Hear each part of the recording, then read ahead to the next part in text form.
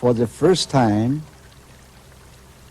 in 1986. You and I? That's right.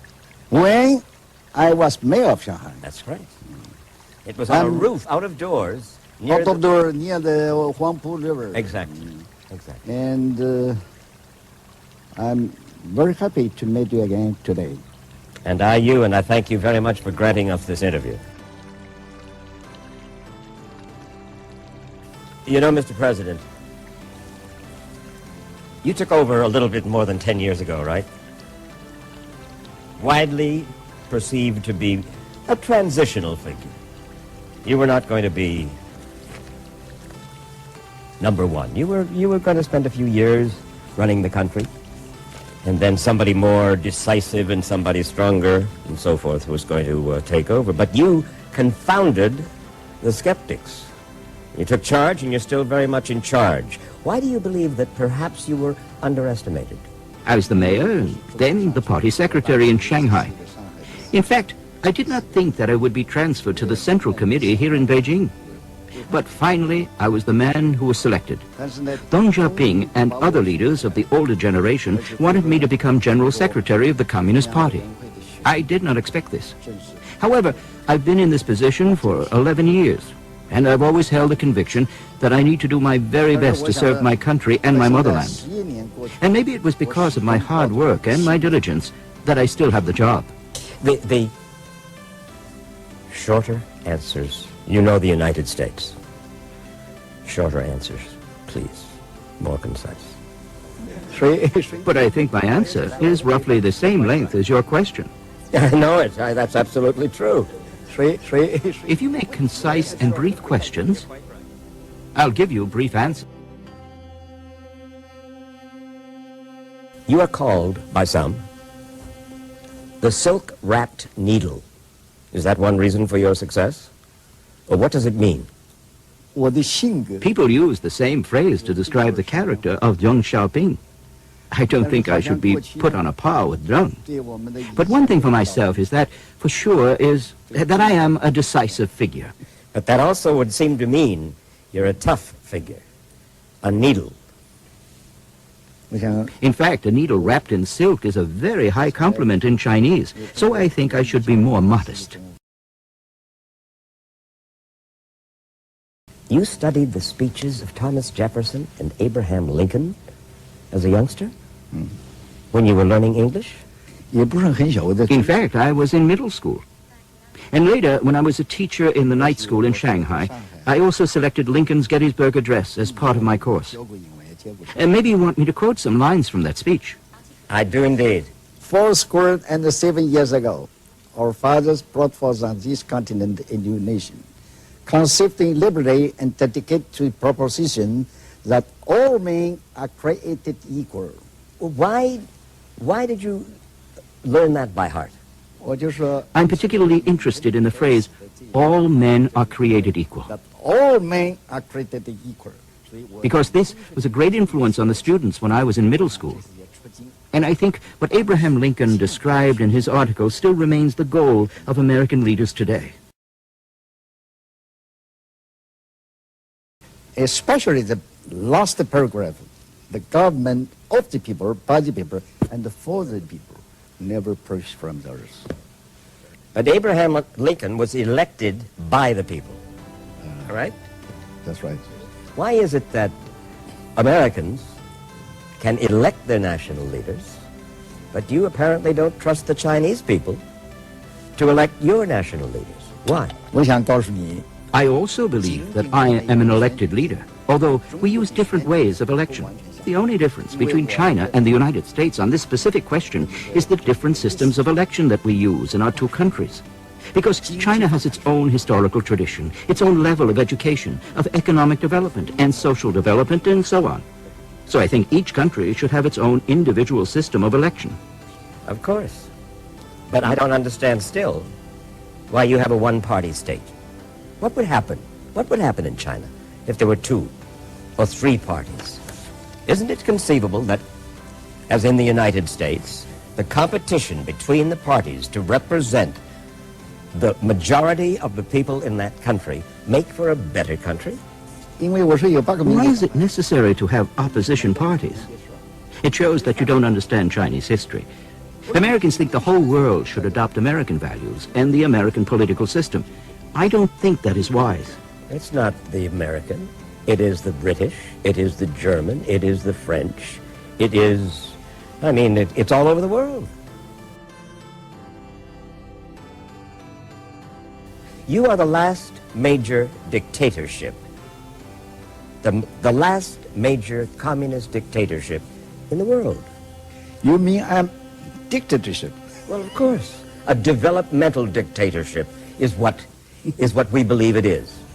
Am I wrong? Of course. This is big mistake. Big mistake. Of course. Yes. This shows you don't know China that well. Oh, I don't know China that well. I've been here half a dozen times. 我想要问你问题 What means dictatorship?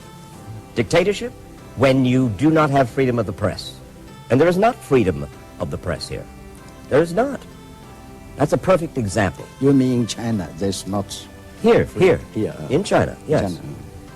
We see a connection between freedom of the people and freedom of the press. You have said the press should be the mouthpiece of the party. You've also said, as Mao Zedong did, newspapers must be run by politicians. What do you fear from a free press?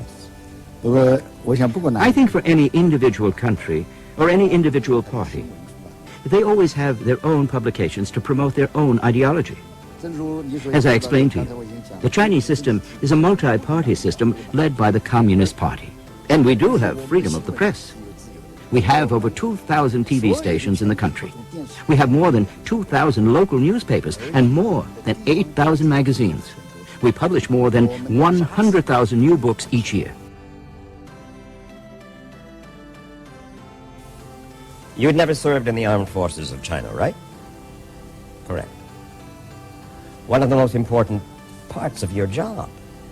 You're the chairman of the Central Commission of the Military, right? Military Committee. Military Committee. A man who has never served in the armed forces. Like Bill Clinton. You have been tough on the Army. Haven't you? You were right. I never served in the Army in the military because I am an intellectual. In the United States, intellectuals serve in the Army, Mr. President. 是的 That's true. Having said that, though, I have served as chairman of the Central Military Commission for 11 years. I think I have the confidence of the Army. As chairman, I don't personally need to fire a gun or fly an airplane. My responsibility is to make strategic decisions. Well, you made a very serious decision. The Army, the armed forces, used to be in business. Oh, this is my decision. I know it. 2 years ago, you said to the Army, out of business. You are the Army. You are not business people. Why? 因为我 I think if the Army is allowed to do business, that would erode our Army. Because history has taught us that any army that is allowed to engage in business eventually becomes corrupted. And that would destroy the morale and the fighting will of the military. You were a student protester in Shanghai. Shanghai, that's right. At the time of the nationalists, we want freedom. We want democracy. That was you. That's right.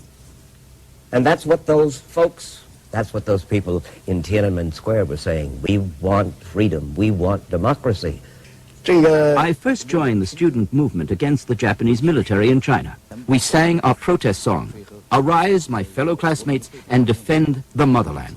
同学们，大家起来，担负起天下的兴亡。听吧，满耳是大众的折伤，看吧，一年年国土的人伤。 One more question about dictatorship. That's right. You bring up the internet. You have blocked internet sites here in China. The BBC, the Washington Post. Why? Why block an internet site? You don't trust the people somehow to be able to pick stuff up off the internet and learn? Well, about this internet, I think we discussed this issue before when we were talking about freedom of the press. We hope that we can learn a lot of useful things and useful information from the internet. However, sometimes there is also unhealthy stuff, especially pornography on the internet, which does great harm to our youngsters. Not from the BBC and not from the Washington Post. 当然，你刚才提到 BBC 啊，它也可能 As for examples you have given, such as BBC and the others, they might be banned because of some of their political news reports. We need to be selective. We hope to restrict as much as possible information not conducive to China's development. You persecute Christians. You persecute something called Falun Gong. What in the world? For what reason this spiritual undertaking, according to my understanding, and I have met the man in New York, what was his name, Li Hongzhi? Li Hongzhi. I met him. You met him? Yes, I sat down with him in like this. Like this. And they do exercises. They believe in a certain spiritual life. What is it that worries you so about Falun Gong that you torture, arrest, kill, etc.? What is it? At first, I would like to ask you, you also trust the Falun Gong? Trust them? I don't know enough about them. I will tell you. Li Hongzhi claims to be the reincarnation of the chief Buddha, and also a reincarnated Jesus Christ. Do you believe that? He said that doomsday was about to come. And he also said that the earth was going to explode. He also claims that I and Mr. Li Peng, who then was the premier, used to call him on the telephone, asking him to delay the date of the explosion of the earth, maybe for several decades. But we had never talked to him. Well, by making all these claims, he wants to achieve nothing but people's trust, people's belief in him. He wants to create the impression that he knows the Chinese leaders very well. In fact, what he says are just misleading words. In fact, as a result of his preachings, many families were broken and many lives were lost. So, after careful deliberations, we draw the conclusion that Falun Gong is a cult. Is this the Chinese equivalent of Camp David, Bedaiha? It is our tradition to move our offices here every summer. But in fact, we're not having a vacation here because we conduct our normal business as we do in Beijing, except here we may go for a swim. My doctor often suggests that I should swim. I swam this morning for the 21st time this summer. It's the tradition for Chinese leaders to swim. Mao Zedong swam. Deng Xiaoping swam. Jiang Zemin. Who's going to be your successor? And is he a swimmer? That may be a coincidence that we all swam, but it is true that swimming makes you feel relaxed and refreshed. When we talk about dictatorship, I'm wagging my finger at the president of China. I hope you will not send me off to... You are? You are. It seems to me. A dictator, an authoritarian. No, but I, very frank speaking, I don't agree with your point. I'm dictator. I know you don't. I know that you don't. But there's an old American phrase about if it walks like a duck and quacks like a duck and so forth, it's a duck. A dictator is somebody who forcibly, whether it's free press or free religion or free private enterprise, now you're beginning to come a little closer to that. You, Father knows best, and if you get in the way of Father, Father will take care of you. That's what a dictator is, in effect, politically. I think your way of describing what things are like here in China is as absurd as what the Arabian Nights may sound like. The reality in China is that we have leadership by the Communist Party. According to law, the party only makes recommendations. Everything needs to be approved by the National People's Congress.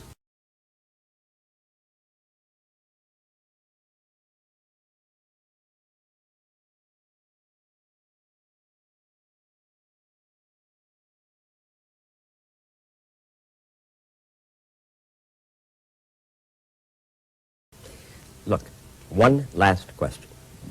Dictatorship. You know what? When I see the picture of that one young man in front of the tank in Tiananmen Square, that to me means Chinese dictatorship. That's a wonderful symbol that hits me in my heart about dictatorship in China. I don't need translation. I know what you say. I'm very willing to answer these questions because Barbara Walters of ABC had asked me the same question about 10 years ago and gave me a photo. And I said this young man was not arrested and did not get hurt because the tank stopped in front of him and refused to crush him.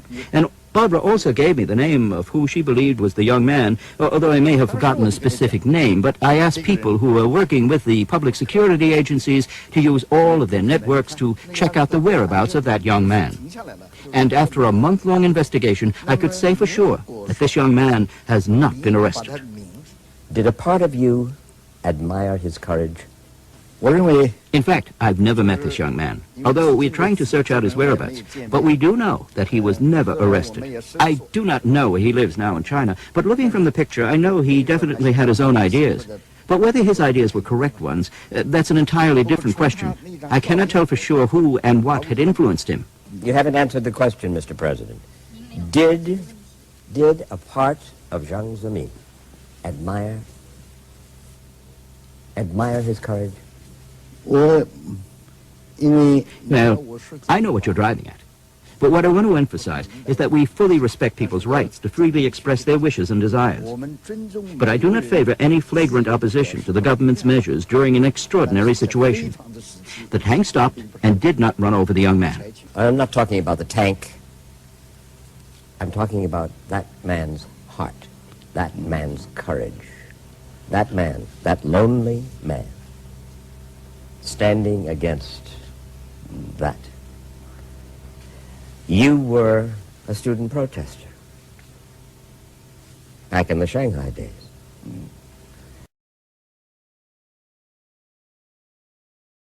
In 2002, Mr. President, you are through with this term in office, yes? That's right. My term for the presidency will end in 2003, and for General Secretary in 2002. 2002, 2003, do you intend to give up any of your 3 posts? Oh, you ask very sharp, tough questions. Well, I'm afraid I can't give you a definitive answer today at this moment, because what will happen will be